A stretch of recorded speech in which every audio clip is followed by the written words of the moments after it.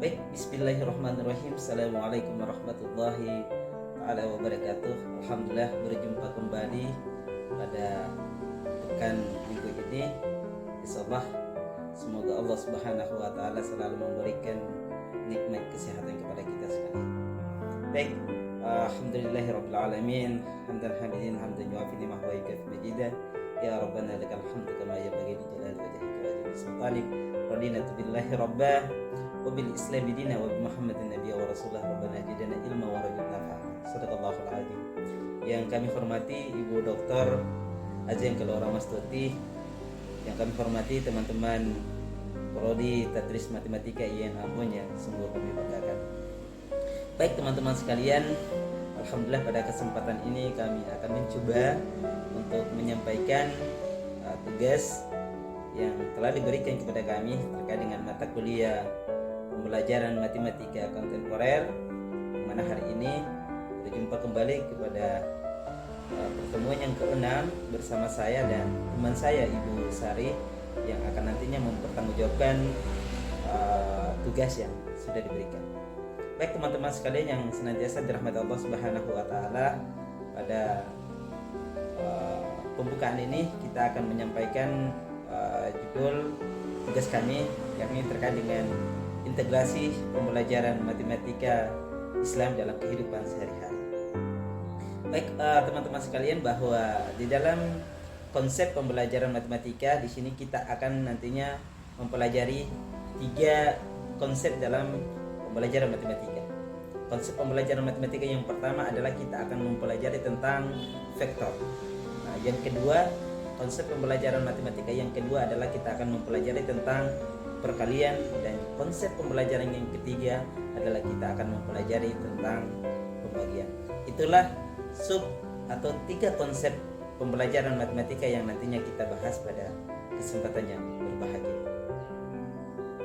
Nah, oke, teman-teman, langsung saja kita masuk pada konsep pembelajaran yang pertama adalah vektor. Nah, teman-teman, apa sih vektor itu? Nah, kalau teman-teman yang sudah bergelumit pada dunia digital dan editing, itu sudah pasti kenal vektor itu seperti apa. Karena dalam dunia editing dan dunia digital itu kita kenal dengan editing video dan editing foto dan lain sebagainya. Nah, tetapi vektor dalam dunia matematika itu seperti apa? Jadi definisi vektor ya dalam konsep matematika adalah vektor adalah suatu besaran yang memiliki titik pangkal dan memiliki arah dan tujuan. Nah, lalu apa vektor itu dalam kehidupan kita sehari-hari? Nah, teman-teman sekalian yang sungguh kami banggakan bahwa kalau kita maknai dalam kehidupan sehari-hari, sebenarnya vektor ini banyak memiliki asas manfaat dalam kehidupan sehari-hari. Tetapi kita saja yang tidak mencoba untuk meramu apa sih konsep vektor dalam kehidupan sehari-hari. Nah, teman-teman sekalian, bahwa dalam istilah konsep matematika, vektor itu biasa dilambangkan dengan arah panah. Jadi contoh seperti gambar yang ada di sebelah kanan saya. Nah, teman-teman sekalian, bahwa di dalam konsep yang pertama ini, vektor ini, juga kita kenal itu 3 karakteristik vektor itu sendiri. Yang pertama adalah memiliki titik pangkal, yang kedua adalah memiliki besaran, dan yang ketiga adalah memiliki arah. Lalu apa 3 karakteristik ini dalam manfaatnya dalam kehidupan sehari-hari? Nah, yang pertama teman-teman sekalian, titik pangkal ini selalu diidentikan dengan niat. Jadi eloknya sesuatu yang nantinya kita lakukan atau kita kerjakan, maka sudah barang tentu dibarengi dengan niat yang baik. Nah, kalau kita sudah niatkan, maka langkah selanjutnya adalah arah. Nah, arah ini diidentikan dengan tujuan. Jadi kalau kita sudah mencapai yang pertama tadi, ya niat, maka langkah selanjutnya adalah apa sih tujuan yang nantinya kita capai. Nah, setelah itu kita masuk pada karakteristik yang ketiga adalah besaran. Seberapa besaran yang kita capai dalam masalah yang nantinya kita lakukan itu. Jadi tidak saja kita barengi dengan yang pertama tadi, niat. tidak dibarengi saja dengan tujuan, tetapi bagaimana kita mencapai besaran tujuannya yang kita capai dalam kehidupan sehari-hari. Jadi itulah konsep vektor dalam kehidupan sehari-hari. Jadi bukan saja dalam dunia pendidikan, dalam dunia sekolah kita memberikan pemahaman kepada peserta didik atau kepada siswa bahwa konsep vektor itu adalah seperti ini, definisinya seperti ini. Tapi kita sebagai tenaga guru, sebagai tenaga pendidik mencoba untuk menyampaikan kondisi-kondisi ya real yang ada di lingkungan, sehingga dalam tahapan proses pembelajaran matematika itu siswa tidak jenuh dalam apa yang disampaikan oleh kita sebagai tenaga pendidik. Itulah konsep yang pertama terkait dengan integrasi pembelajaran matematika dalam kehidupan Islam. Baik teman-teman sekalian, kita masuk pada konsep pembelajaran matematika yang kedua adalah konsep perkalian. Teman-teman sekalian, di dalam konsep pembelajaran matematika khususnya pada konsep perkalian ini, kita kenal bahwa perkalian antara bilangan positif dikali dengan bilangan positif maka hasilnya adalah positif. Perkalian antara bilangan positif dengan perkalian antara bilangan negatif hasilnya negatif. Perkalian antara bilangan negatif dikali dengan perkalian bilangan positif hasilnya adalah negatif, dan perkalian antara bilangan negatif dikali dengan bilangan negatif maka hasilnya adalah positif. Lalu apa konsep perkalian ini dalam kehidupan kita sehari-hari? Bapak Ibu dan teman-teman sekalian yang sungguh kami banggakan bahwa perlu kita ketahui bahwa dalam suatu proses pembelajaran di lingkungan sekolah, tidak saja kita mengajarkan kepada siswa atau peserta didik terkait dengan konsep perkalian ini bahwa perkalian antara bilangan positif dengan perkalian bilangan positif adalah hasilnya positif. Tidak sebatas pada ruang lingkup itu, tidak sebatas pada ruang lingkup yang nantinya mereka hafal dan mereka mengingat, tidak. Tetapi pada konsep perkalian ini bagaimana mengajarkan anak-anak didik kita atau siswa kita untuk bagaimana menjadi siswa yang jujur, siswa yang sidik, siswa yang betul-betul menyampaikan sesuatu yang benar. Kenapa? Kalau kita kembali pada konsep yang pertama adalah bilangan positif ya dikali dengan bilangan positif maka hasilnya adalah positif. Jadi contoh kalau kita bandingkan dalam kehidupan kita sehari-hari ya. Jadi seperti saya melihat sesuatu di luar sana adalah betul dan saya mengungkapkan itu adalah betul, maka insya Allah kita masih berada pada jalan kebenaran. Begitupun sebaliknya, perkalian kedua adalah bilangan positif dikali dengan bilangan negatif. Itu kalau kita contohkan dalam kehidupan kita sehari-hari, apabila kita melihat di luar sana adalah betul atau simbol dengan positif dan kita mengatakan itu salah atau negatif, maka sudah barang tentu kita berada pada jalan kesalahan atau jalan sesat. Begitupun juga perkalian antara bilangan negatif dikali dengan positif maka hasilnya adalah negatif. Ini sama halnya bahwa sesuatu yang kita lihat di luar sana adalah salah, lalu kita mengada-ada bahwa kita mengatakan itu benar atau positif, maka sudah barang tentu kita berada pada jalan kesalahan atau jalan kesesatan.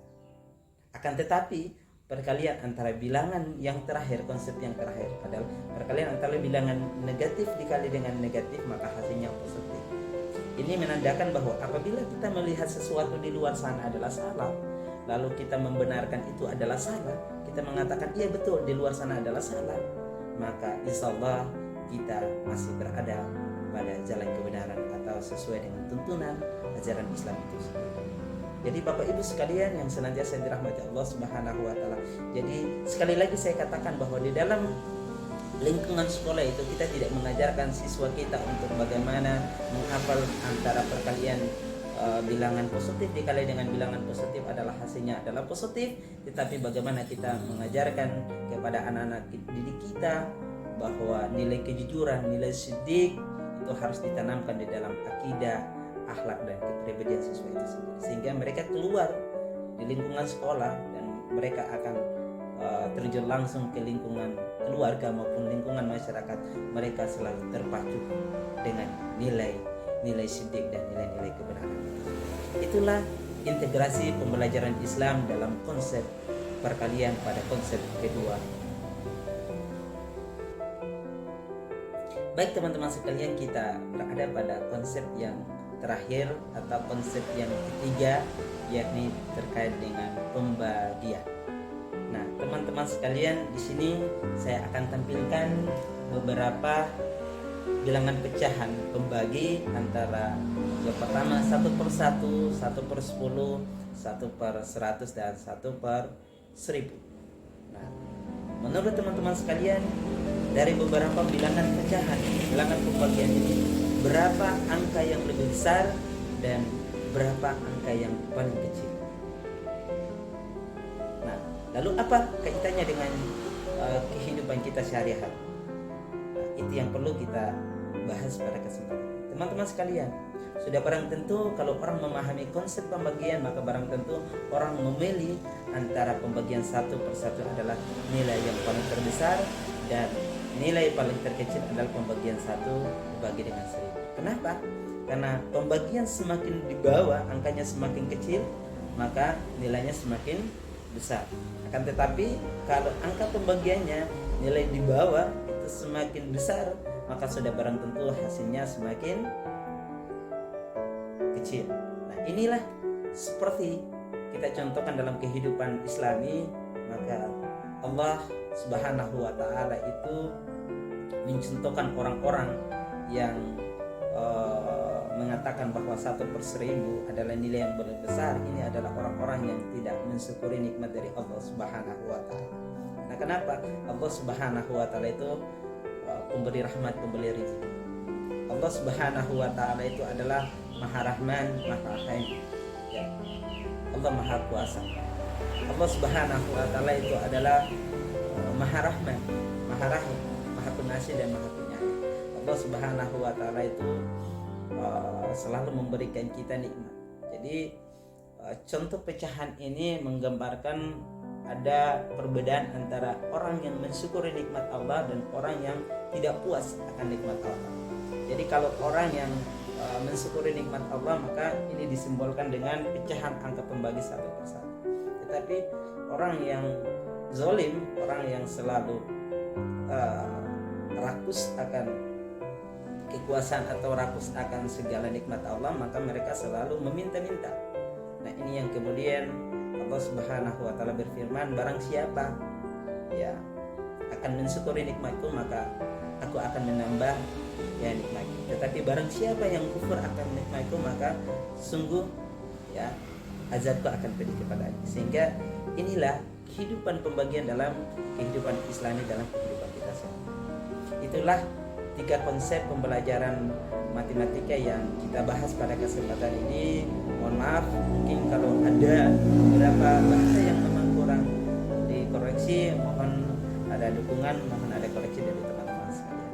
Kurang dan lebihnya mohon maaf. Wabillahi taufiq wal hidayah. Wassalamualaikum warahmatullahi wabarakatuh. Dan selanjutnya saya serahkan kepada Ibu Dr. Ajeng untuk memandu acara selanjutnya.